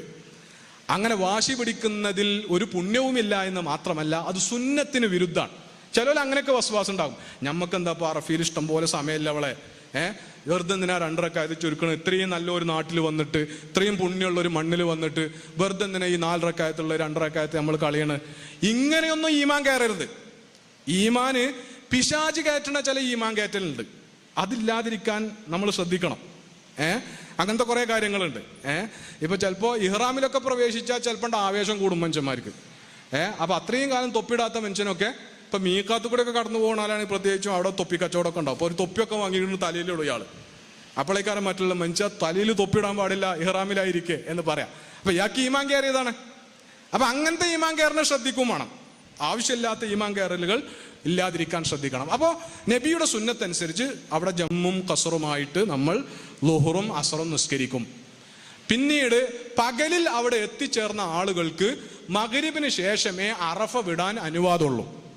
നമ്മൾ അത്യാവശ്യമൊക്കെ നിന്നില്ലേ, ഇനി നമുക്ക് വേഗം മിനിക്ക് എത്തുക എന്ന് കരുതിയിട്ട് ഒരു അസറിന്റെ സമയം 4 മണിയാകുമ്പോൾ അറഫിന്ന് വിടാൻ പറ്റൂല. എത്തിയവർ മഗ്രിബിന് ശേഷമേ പോകാൻ പറ്റുള്ളൂ. ഇനി ഒരാൾ മഗ്രിബും കഴിഞ്ഞ് എശ കഴിഞ്ഞിട്ടാണ് എത്തുന്നത് എങ്കിൽ അയാൾക്ക് വന്ന് കുറച്ച് സമയം അവിടെ നിന്നിട്ട് അയാൾക്ക് പോകാം, അതിന് തടസ്സമില്ല. പകലിൽ വന്ന ആളുകൾ രാത്രി കുറച്ച് സമയം കൂടി എന്ത് ചെയ്യണം, അറഫയിൽ നിൽക്കണം. അങ്ങനെ അറഫയിൽ നിന്നതിന് ശേഷം മഗ്രിബ് ബാങ്ക് കൊടുക്കുമ്പോൾ തന്നെ നമ്മൾ എന്ത് ചെയ്യണ്ട, ബാങ്ക് കൊടുത്തു വക്ത് നഷ്ടപ്പെടും, അവിടെ നിന്ന് അറഫയിൽ വെച്ച് മഗ്രിബ് നിസ്കരിക്കാൻ നിൽക്കരുത്. ഹാജിയുടെ അന്നത്തെ ദിവസത്തെ മഗ്രിബും ഇശയും മുസ്ദലിഫയിലാണ്. അറഫയിൽ നിന്ന് അത് നിസ്കരിക്കാൻ നിൽക്കരുത്. അറഫയിൽ നിന്ന് മഗ്രിബ് ആയി കഴിഞ്ഞാൽ നമ്മൾ പോകാൻ തീരുമാനിച്ചു കഴിഞ്ഞാൽ അവിടെ നിന്ന് പോവുക. നിസ്കാരം ഇശയുടെ കൂടെ ജംആക്കിയിട്ട് മഗ്രിബ് മുസ്ദലിഫയിലാണ് നിർവഹിക്കുക എന്ന് നിയ്യത്ത് ചെയ്യുക. അങ്ങനെ മുസ്ദലിഫയിലേക്ക് എത്തും. മുസ്ദലിഫയിലേക്ക് എപ്പോഴാണ് എത്തുക എന്നൊന്നും പറയാൻ പറ്റൂല. മുസ്ദലിഫയിലേക്ക് എപ്പോൾ എത്തിയാലും അർദ്ധരാത്രിക്ക് ശേഷമുള്ള കുറച്ച് സമയം നിൽക്കണം. കാരണം അതിനാണ് രാപ്പാർക്കുക എന്ന് പറയാം. മുസ്ദലിഫയിൽ രാപ്പാർക്കലാണ്. അറഫയിൽ നിന്ന് മഗ്രിബ് കഴിഞ്ഞേക്കനെ പുറപ്പെട്ടപ്പോൾ എന്തോ ഭാഗ്യവശാൽ വലിയ തിരക്കൊന്നുമില്ലാതെ ഒരു അരമണിക്കൂർ കൊണ്ട് മുസ്ദലിഫയിൽ എത്തി. അപ്പം എന്നാ പിന്നെ അവിടെ കുറച്ചു നേരം നിന്നിട്ട് വേഗം അവിടുന്ന് പുറപ്പെടുക, അത് പറ്റൂല. രാപ്പാർക്കുക എന്ന വാജിബ് എടുക്കാൻ വേണ്ടിയിട്ട് എന്ത് ചെയ്യണം, ചുരുങ്ങിയത് അർദ്ധരാത്രി വരെ നിൽക്കണം. നബിയുടെ സുന്നത്തനുസരിച്ച് മുസ്ദലിഫയിൽ രാപ്പാർക്കുന്നവർ മുസ്ദലിഫയിൽ നിന്ന് പോകേണ്ടത് സുബഹി ബാങ്ക് കൊടുത്ത് സുബഹി നമസ്കരിച്ചതിന് ശേഷമുള്ള ദിക്റും പ്രാർത്ഥനകളും ചെയ്തതിന് ശേഷം പ്രഭാതോദയത്തിന് ശേഷമാണ്. എന്ന് പറഞ്ഞാൽ നേരം വെളിച്ചം വെച്ചതിന് ശേഷം, സൂര്യോദയത്തിന് ശേഷമല്ല, പ്രഭാതോദയത്തിന് ശേഷം. സുബഹിന്റെ സമയം തെറ്റണ നേരം ഉണ്ടല്ലോ, അപ്പോഴാണ് മുസ്ദലിഫയിൽ നിന്ന് പോകേണ്ടത്. അതേ സമയത്ത് സ്ത്രീകൾ, അതേപോലെ രോഗികൾ, ദുർബലരായ പ്രായമുള്ള ആളുകൾ, ഇങ്ങനെയുള്ള ആളുകൾക്കൊക്കെ സുബഹി വരെ കാത്തു നിൽക്കേണ്ടതില്ല. അവർക്ക് അർദ്ധരാത്രിക്ക് ശേഷം എന്ത് ചെയ്യാം, മുസ്ദലിഫയിൽ നിന്ന് പോകാം. നേരത്തെ മിനയിലെത്തി. കാരണം പിറ്റേ ദിവസം ദുൽഹജ്ജ് 10 അന്ന് നമുക്ക് കുറെ കർമ്മങ്ങൾ ചെയ്യാനുണ്ട് എന്നുള്ളത് കൊണ്ട് നേരത്തെ പുറപ്പെടുന്നതിന് ഒരു കുഴപ്പമില്ല. കാരണങ്ങളുള്ളവർ എന്ന് പറഞ്ഞാൽ സ്ത്രീകൾ, ദുർബലരായ ആളുകൾ, പിന്നെ പ്രായമുള്ള ആളുകൾ, ഇങ്ങനെയുള്ള ആളുകൾക്കൊക്കെ നേരത്തെ പുറപ്പെടാം. അവരുടെ കൂടെയുള്ള പുരുഷന്മാർക്കും എന്ത് ചെയ്യാം, നേരത്തെ അവരുടെ കൂടെ മുസ്ദലിഫയിൽ നിന്ന് പോകുന്നതിന് തടസ്സമില്ല. അതല്ലാത്ത ആളുകൾ ദുൽഹജ്ജ് 10 അന്ന് സുബഹി വരെ കാത്തു നിന്ന് നേരം വെളിച്ചം വെച്ചതിന് ശേഷമാണ് മുസ്ദലിഫയിൽ നിന്ന് മിനയിലേക്ക് പോകേണ്ടത്. മിനയിലേക്ക് പോകുന്നവർ അവർക്ക് വേണമെങ്കിൽ നേരെ മിനയിലെ തങ്ങളുടെ ടെന്റുകളിലേക്ക് പോകാം ആദ്യം. അതിനു മുമ്പ് മുസ്ദലിഫ വിടുന്നതിന് മുമ്പ് ജംറയിൽ എറിയാനുള്ള കല്ലുകൾ ശേഖരിക്കണം. ദുൽഹജ്ജ് 10 അന്ന് നമുക്ക് ജംറത്തുൽ അഖബയിൽ 3 ജംറകളിൽ അവസാനത്തെ ജംറയിൽ കല്ലെറിയണം. അതിനുള്ള 7 കല്ലുകൾ കയ്യിൽ പെറുക്കൽ സുന്നത്തുള്ളത് മുസ്ദലിഫയിൽ നിന്നാണ്. മുസ്ദലിഫയിൽ നിന്ന് പെറുക്കാൻ മറന്നവർക്ക് ഒരു കുഴപ്പമില്ല, മിനയിൽ വെച്ച് പെറുക്കിയാൽ മതി. ജംറ എറിയാൻ എത്തുന്നതിന് മുമ്പ് എപ്പോഴാണോ ഓർമ്മ വരുന്നത് അപ്പോൾ പെറുക്കി സാധനം എറിയാൻ നേരത്തെ കല്ല് കയ്യിലുണ്ടായാൽ മതി. ബാക്കി ബേജാറുകൾ ആ വിഷയത്തിലില്ല. ഞാൻ മുസ്ദലിഫയിൽ നിന്ന് പെറുക്കിയില്ലല്ലോ, അപ്പം അത് ഓർമ്മ കിട്ടിയില്ലല്ലോ എന്നതൊന്നും നമ്മളെ അസ്വസ്ഥപ്പെടുത്തേണ്ടതില്ല. പക്ഷെ അത് ഓർത്തു വെക്കുന്നതും ആ സുന്നത്ത് പാലിക്കാൻ ശ്രദ്ധ വെക്കുന്നതും ഒക്കെ നല്ലതാണ്. അങ്ങനെ ആയാൽ നമ്മുടെ ഹജ്ജ് അതിൻ്റെ പൂർണ്ണമായ അർത്ഥത്തിൽ നിർവഹിക്കപ്പെടും എന്നതാണ്. അപ്പോൾ അങ്ങനെ മുസ്ദലിഫയിൽ നിന്ന് കല്ല് പെറുക്കി പിറ്റേ ദിവസം രാവിലെ നമ്മൾ മിനയിലേക്ക് പോയി. മിനയിലെത്തി ദുൽഹജ്ജ് 10 അന്ന് നമുക്ക് നിർവഹിക്കാനുള്ള കർമ്മങ്ങൾ, ഒന്ന് നേരത്തെ പറഞ്ഞ പോലെ ജംറത്തുൽ അഖബയിൽ കല്ലെറിയണം. 2 നമ്മുടെ ഹജ്ജിന്റെ റുക്കിനായ തവാഫുൽ ഇഫാദ നിർവഹിക്കണം. അതിനെവിടെ പോകണം? മിനയും വിട്ട് അങ്ങോട്ട് കഅബയുടെ അടുത്തേക്ക് പോകണം. അതിൻ്റെ കൂടെ ഹജ്ജിന്റെ ഭാഗമായ സഅയ് നടത്തണം. അങ്ങനെ നമ്മൾ തഹല്ലുലാകണം. തഹല്ലുലാകേണ്ടത് എപ്പോഴാന്നുള്ളത് ഞാൻ പറയാം. അപ്പൊ ഇത്രയും കർമ്മങ്ങൾ നമുക്ക് ചെയ്യണം. ശരിക്കും വേറൊരു കർമ്മം കൂടി നമുക്കുണ്ട്. അത് നമുക്ക് സൗകര്യപൂർവ്വം നമുക്കതിൽ ബാധ്യതയില്ലാതെ ഒഴിവാക്കാം. അതെന്താന്ന് വെച്ചാൽ ബലി കൊടുക്കണം. ബലി അറുക്കൽ കൂടി ദുൽഹജ്ജ് 10 അന്ന് നമ്മൾ ചെയ്യുന്ന ഒരു രീതി അനുസരിച്ച്, അപ്പൊ അതും കൂടി അതിലുണ്ട്. അന്നത്തെ ബലികർമ്മം കൂടി ആ ദുൽഹജ്ജ് 10 അന്നത്തെ കർമ്മത്തിലുണ്ട്. അപ്പൊ ഇതില് നമുക്ക് സൗകര്യം ഉള്ളതാണ് ഞാൻ പറയുന്നത്. സൗകര്യവും റസൂലൊക്കെ ചെയ്ത രീതി അനുസരിച്ചും നമ്മൾ മുസ്ദലിഫയിൽ നിന്ന് മിനയിലെത്തിയാൽ നമ്മൾ ആദ്യം ജംറത്തുൽ അഖബയിൽ കല്ലെറിയാൻ വേണ്ടി പോവുക. ജംറത്തുൽ അഖബയിൽ കല്ലെറിയാൻ വേണ്ടി പോകുക. അപ്പൊ ജംറത്തുൽ അഖബയിലേക്ക് നമ്മൾ ചെല്ലും. അങ്ങനെ ചെല്ലുമ്പോൾ മസ്ജിദുൽ ഖൈഫ്, മിനയിലെ പ്രസിദ്ധമായ മസ്ജിദുൽ ഖൈഫിന്റെ ചാരത്തുകൂടി നമ്മൾ പോകും. അങ്ങനെ ചെല്ലുമ്പോൾ നമ്മൾ ആദ്യം ഒരു ജംറ കാണും. അത് ജംറത്തു സുഹറയാണ്, ചെറിയ ജംറയാണ്. അവിടെ കല്ലേറില്ല ദുൽഹജ്ജ് 10 അന്ന്. പിന്നെ അൽ ജംറത്തുൽ വുസ്ത കാണും, അവിടെയും കല്ലേറില്ല. അവസാനമുള്ള ജംറത്തുൽ അഖബയിലാണ്, അല്ലെങ്കിൽ അൽ ജംറത്തുൽ കുബ്രയിലാണ് നമുക്ക് ദുൽഹജ്ജ് 10 അന്ന് കല്ലെറിയാനുള്ളത്. അവിടെ പോയി എറിയണം. തെറ്റാനൊന്നും സാധ്യതയില്ല, കാരണം എല്ലാവരും അവിടെ തന്നെ ആയിരിക്കും എറിയുന്നത്. പക്ഷെ ഒന്ന് ശ്രദ്ധിക്കണം, നമ്മൾ ചിലപ്പോൾ ആർക്കെങ്കിലും വിവരമില്ലാത്തത് കൊണ്ട് ഏതെങ്കിലും ഗ്രൂപ്പിലെ ഒരാള് ഈ ആദ്യം കാണുന്നോടത്ത് എറിയാൻ നിന്നാൽ ബാക്കിൽ വരുന്നോലും ഇവിടെയാണ് എറിയേണ്ടത് എന്ന് കരുതി അവിടെ എറിയാൻ സാധ്യത ഉണ്ട്. അപ്പൊ ഇങ്ങനെ വരുന്നോലൊക്കെ ആദ്യം കാണുന്നോടത്ത് എറിയാനുള്ളൊരു സാധ്യത ഉണ്ട്. അപ്പൊ നമ്മളൊന്ന് കരുതി വെക്കണം, ഇത് ദുൽഹജ്ജ് 10 ഇന്നത്തെ ഏറ് 1-ലല്ല 2-ലല്ല 3-ലല്ല എന്നൊന്ന് കരുതി വെക്കണം. അതൊന്ന് ശ്രദ്ധിച്ചിട്ട് പോയിട്ട് എറിയണം. എറിയുന്നതുമായി ബന്ധപ്പെട്ട സുന്നത്ത് കാര്യങ്ങൾ അതൊക്കെയുണ്ട്. അതൊന്നും ഇപ്പോൾ സമയം ഇല്ലാത്തതുകൊണ്ട് ഞാൻ വിശദീകരിക്കുന്നില്ല. അങ്ങനെ അതെറിഞ്ഞതിന് ശേഷം നമുക്ക് മുടി മുറിച്ച് തഹല്ലുലാകാം. പിന്നെ നമ്മൾ അവിടുന്ന് തന്നെ മുടി മുറിക്കാൻ നിൽക്കൊന്നും വേണ്ട കേട്ടോ. അവിടുന്ന് നമ്മൾ തിരിച്ചു പോരുക, മിനയിൽ നമ്മുടെ ടെന്റിൽ എത്തുക, അവിടെ എത്തിയിട്ട് മുടി മുറിക്കുക. പുരുഷന്മാർ തലമുണ്ടനം ചെയ്യുക, മുഴുവനായിട്ട് വടിച്ചു കളയുക, അതാണ് ഏറ്റവും ഉത്തമം. സ്ത്രീകൾ മുടി മുറിക്കുക. സ്ത്രീകളുടെ മുടി മുറിക്കലിന്റെ കാര്യത്തിൽ പിന്നെ പല സംശയങ്ങളും ഉണ്ടാകും. അതിൽ ശ്രദ്ധിക്കേണ്ടുന്ന ഒരു കാര്യം, സ്ത്രീകളുടെ തലയിലുള്ള മുടിയും ഔറത്താകുന്നു. ഹജ്ജിന്റെയും ഉംറയുടെയും ഭാഗമായുള്ള തഹല്ലുലിന്റെ ഭാഗമായി മുടി മുറിക്കാൻ വേണ്ടിയാണെങ്കിലും ആ ഔറത്ത് പുറത്ത് കാട്ടാൻ അനുവാദമില്ല. അതുകൊണ്ട് ധൃതി പിടിച്ചിട്ട് ഫസ്റ്റ് ചെല്ലുമ്പോൾ ഉംറ കഴിഞ്ഞ് ഉംറ സഫയിൽ നിന്ന് മറുവയിലെത്തി, മറുവയിൽ നിന്ന് പുറത്തിറങ്ങണ അവിടെ തന്നെ കൂടി നിന്നിട്ടുണ്ടാവും പെണ്ണുങ്ങള് മുടിയും കൂട്ടി പിടിച്ചിട്ട് കത്രി കൊണ്ട് വെട്ടണ്. ഈ പരിപാടിക്ക് നിൽക്കരുത്. കാരണം അതിലൂടെ നമ്മളൊരു ഉംറയുടെ കർമ്മം ചെയ്യുക എന്നതിനപ്പുറം ഒരു ഹറാമ് ചെയ്യുകയാണ് നമ്മൾ ചെയ്യുന്നത്. ആണുങ്ങളെ ഞങ്ങൾ മുടി വെട്ടാണ് ഇങ്ങോട്ട് വെക്കല്ലേ കേട്ടോ എന്നൊന്നും പറയാൻ അവിടെ പറ്റൂല. അപ്പൊ അതുകൊണ്ട് അവിടെ നിന്ന് അത് ചെയ്യണ്ട. നിങ്ങൾ സ്വസ്ഥമായി നിങ്ങളുടെ റൂമിലെത്തിയതിന് ശേഷം ഹജ്ജിന്റെ ഭാഗമായിട്ടുള്ള തഹല്ലുലാണെങ്കിൽ ജംറയിൽ കല്ലെറിഞ്ഞതിന് ശേഷം മിനയിൽ നിങ്ങൾക്ക് മാത്രമുള്ള ടെന്റുകൾ എത്തിയതിന് ശേഷം മാത്രം നിങ്ങൾ മുടി മുറിക്കുക. അത്രയും നേരം കൂടി നിങ്ങൾ ഇഹ്റാമിലായിരിക്കും. നഖം കടിക്കരുത്, മുടി ഇതാക്കരുത്, സുഗന്ധം പൂശരുത്, ഇതൊക്കെ ശ്രദ്ധിച്ചാൽ മതി. അതിൻ്റെ ഇടയിൽ ഇങ്ങനെ ഇതിന് മുട്ടിയിട്ട് നിൽക്കല്ലല്ലോ നമ്മള്. അപ്പൊ അതൊന്നും ഒരു പ്രശ്നമായിരിക്കില്ല. അപ്പൊ അവിടെ വന്നതിന് ശേഷം ഇനി മുടി മുറിക്കേണ്ടത് എങ്ങനെയാന്ന് ചോദിച്ചാൽ, സ്ത്രീകൾ മുടി ഇങ്ങനെ ഒന്നിച്ച് കൂട്ടിപ്പിടിച്ചിട്ട് ഇങ്ങനെ ഒപ്പം പിടിച്ചിട്ട് അതിൻ്റെ അറ്റത്ത് നിന്ന് ഒരു വിരലിന്റെ അറ്റം എന്ന് പറഞ്ഞാൽ നമ്മുടെ നഖമൊക്കെ ഉള്ള അത്ര ഉണ്ടല്ലോ, അത്ര ഇല്ലെങ്കിൽ നമ്മുടെ ഈ ഒരു ഫസ്റ്റത്തെ കണുപ്പുണ്ടല്ലോ, അത്ര അളവിൽ ഇങ്ങനെ കൂട്ടിപ്പിടിച്ചിട്ട് ചേർത്ത് വെട്ടിയാൽ മതി. ഇങ്ങനെ ഒരു മുടി പിടിച്ചിട്ട് അതിൻ്റെ അറ്റം വെട്ടുന്ന പരിപാടി അല്ല, അത് പറ്റൂല. മുടിയുടെ മൊത്തം മുടി ഇങ്ങനെ കൂട്ടിപ്പിടിച്ചിട്ട് അതിൻ്റെ അറ്റത്ത് നിന്ന് ഒരൽപ്പം വെട്ടുക. ഇതാണ് സ്ത്രീകൾ ചെയ്യേണ്ടത്. അത് സ്വയം ചെയ്യാവുന്നതാണ്. പരസ്പരം അങ്ങോട്ടും ഇങ്ങോട്ടും സഹകരിച്ച് അത് ചെയ്യുകയും ചെയ്യാവുന്നതാണ്. ഇതോടുകൂടി ദുൽഹജ്ജ് 10 അന്ന് ജംറയിലെ ഏറ് കഴിഞ്ഞ് ഈ മുടി എടുക്കുന്നതോടുകൂടി നമ്മൾ എന്തായി? തഹല്ലുലായി. അപ്പൊ സ്ത്രീകളെ സംബന്ധിച്ചിടത്തോളം ആ തഹല്ലുവിന് പ്രത്യേകിച്ച് പ്രാധാന്യമൊന്നുമില്ല. പക്ഷെ പുരുഷന്മാരെ സംബന്ധിച്ചിടത്തോളം ആ തഹല്ലുലിന്റെ പ്രാധാന്യം എന്താണെന്ന് ചോദിച്ചാൽ, അതോടുകൂടി നമുക്ക് ഇഹ്റാമിന്റെ ഡ്രസ്സ് ഒഴിവാക്കാം. നമുക്ക് മിനയിൽ വന്നിട്ട് ജംറയിലെ കല്ലേറ് കഴിഞ്ഞിട്ട് മുടി കളഞ്ഞതിന് ശേഷം മിനയിലെ ടെന്റിൽ വന്നിട്ട് നമ്മുടെ ഡ്രസ്സ് മാറി ഒന്ന് നല്ലോണം കുളിച്ചൊക്കെ ഫ്രഷ് ആയിട്ട് സാധാരണ നമ്മൾ ഉടുക്കുന്ന പാൻറ്റും ഷർട്ടുമോ നമുക്ക് സൗകര്യപ്പെട്ട വസ്ത്രം അണിഞ്ഞിട്ട് നമ്മൾ മസ്ജിദുൽ ഹറാമിലേക്ക് വരികയാണ് ചെയ്യേണ്ടത്.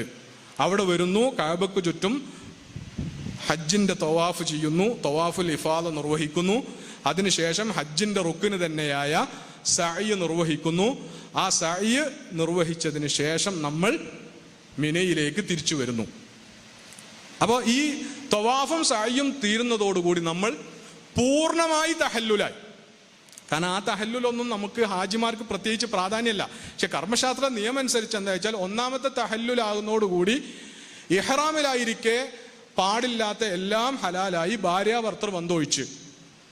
രണ്ടാമത്തെ തഹല്ലുലോടുകൂടി അതുകൂടി അനുവദിക്കപ്പെടും എന്നതാണ്. പക്ഷെ അത് നിർവഹിക്കാനുള്ള സ്ഥലമൊന്നും അല്ല, അത് നിയമം മാത്രമാണ്. അപ്പൊ ഈ ഒന്നാമത്തെ തഹല്ലുലും രണ്ടും അറിയാൻ വേണ്ടി മാത്രമാണ് അതങ്ങനെ പറയുന്നത്. മറ്റേ നിലക്ക് ഒന്നാമത്തെ തഹല്ലുലും രണ്ടാമത്തതും നമ്മളെ സംബന്ധിച്ചിടത്തോളം ഒരേ എഫക്റ്റ് ആണ്. ഇഹ്റാമിന്റെ എല്ലാ ഇതിൽ നിന്നും നമ്മൾ മുക്തമായി.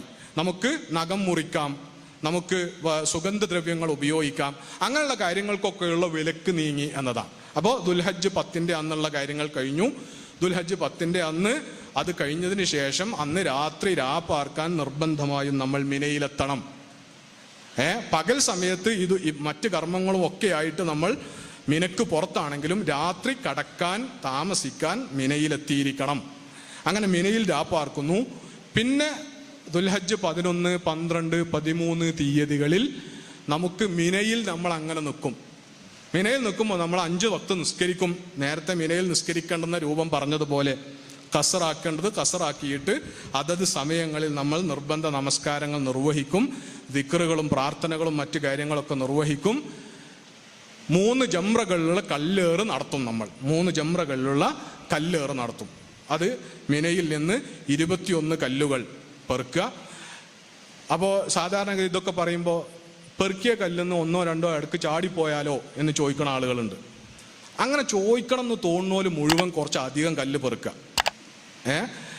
അപ്പോൾ കുറച്ച് അധികം കല്ല് അധികം കരുതി നിർത്തിയിട്ട് ഒന്നും പറ്റാല്ല. അപ്പൊ അങ്ങനെ കരുതിയതും ചാടിപ്പോയാലോ? ഒരു പേടിയും പേടിക്കണ്ട. എറിഞ്ഞിട്ട് തികയണില്ല എങ്കിൽ ബാക്കി അവിടുന്ന് പെറുക്കാൻ കിട്ടും. പുറത്തൊക്കെ കല്ല് പെറുക്കാൻ കിട്ടും. അവിടുന്ന് പെറുക്കി എടുത്തിട്ട് എണ്ണം തികച്ച് അവിടെ എറിഞ്ഞു പോന്നാൽ മതി. ഇതെറിയുക, മിനയിൽ പാർക്കുക. ഇത് കഴിയുന്നതോടുകൂടി നമ്മുടെ ഹജ്ജ് കർമ്മങ്ങളും കഴിഞ്ഞു. പിന്നെ നമ്മൾ മക്കയോട് എപ്പോഴാണോ വിട പറയുന്നത് അതിന് തൊട്ടു മുമ്പായി തവാഫുൽ വിദാ നിർവഹിക്കുക. മക്കയോട് വിട പറയാനുള്ള തവാഫ്, സാധാരണ തവാഫ് പോലുള്ള ഒരു തവാഫ് തന്നെയാണത്. ആ തവാഫ് നിർവഹിക്കുക, എന്നിട്ട് മക്ക വിടുക. ഇതാണ് നമ്മുടെ ഹജ്ജിന്റെ കർമ്മങ്ങൾ. ഡേ വൈസായിട്ട് ഓരോ ദിവസവും എന്ത് എന്നുള്ള നിലക്ക് ഇങ്ങനെയാണ്. ആദ്യം ഞാൻ പറഞ്ഞത് അമലുകളുടെ പ്രാധാന്യക്രമം അനുസരിച്ചുള്ളതാണ്. പിന്നീട് ഇപ്പോൾ ഞാൻ പറഞ്ഞത് ഓരോ ദിവസവും നമുക്കിതിൽ ഏതൊക്കെയാണ് ചെയ്യേണ്ടത് എന്നതാണ്. പിന്നെ ഇത് ഓരോന്നും പൂർണ്ണമായി നിർവഹിക്കാനുള്ള ചില സുന്നത്തുകളെ കുറിച്ചുള്ള കാര്യങ്ങൾ മാത്രമാണ് ഞാനിതിൽ വിട്ടുപോയിട്ടുള്ളത്. അത് നിങ്ങൾക്ക് കിട്ടിയിട്ടുള്ള മറ്റ് ഹജ്ജ് ക്ലാസ്സുകളിൽ നിന്നും ഇനി നിങ്ങൾക്ക് കിട്ടാൻ പോകുന്ന ഗൈഡൻസിൽ നിന്നൊക്കെ മനസ്സിലാക്കുക. സംശയമുള്ള കാര്യങ്ങൾ ഉന്നയിക്കാനും അതിൽ ക്ലാരിഫിക്കേഷൻ വരുത്താനുള്ള ഒരു അവസരം ഇതിന് ശേഷമുണ്ട്. അല്ലാഹു സുബ്ഹാനഹു വ തആല ഈ കാര്യങ്ങളൊക്കെ യഥാവിധി മനസ്സിലാക്കി മനസ്സിൽ ഓർത്തുവെച്ച് അതിൻ്റെ പ്രാധാന്യം, ഇത് റസൂലിൻ്റെ മാതൃകയാണ്, ഇതിൻ്റെയൊക്കെ അടിസ്ഥാനം, ഇതെന്തുകൊണ്ടാണ് ഇങ്ങനെ ആയത് എന്ന് ചോദിച്ചാൽ റസൂൽ ഇങ്ങനെയാണ് ചെയ്തത് എന്നതാണ്. അതുകൊണ്ട് റസൂലിനോടുള്ള ഒരു ഇത്തിബാ എന്ന ഇബാദത്തിലെ മർമ്മപ്രധാനമായ ഒരു കാര്യം നിർവഹിക്കാനുള്ള വിധത്തിൽ ഈ കാര്യങ്ങളെയൊക്കെ നമുക്കറിയും എന്ന് ഉറപ്പുവരുത്തുക. ആ ഉറപ്പുവരുത്തിയതിൻ്റെ അടിസ്ഥാനത്തിൽ അള്ളാഹുവിൽ തവക്കുൽ ചെയ്ത് അള്ളാഹുവിൻ്റെ പ്രീതിയും പൊരുത്തവും പ്രതിഫലവും ഒക്കെ കാംക്ഷിച്ച ആ കാര്യങ്ങൾ നിർവഹിക്കുക. അതിന് അള്ളാഹു എല്ലാവർക്കും പ്രത്യേകമായി തുണയും തൗഫീഖും നൽകി അനുഗ്രഹിക്കുമാറാകട്ടെ. വാഖിറു ദഅ്വാനാ അനിൽ ഹംദുലില്ലാഹി റബ്ബിൽ ആലമീൻ. വസ്സലാമു അലൈക്കും വറഹ്മത്തുള്ളാഹി.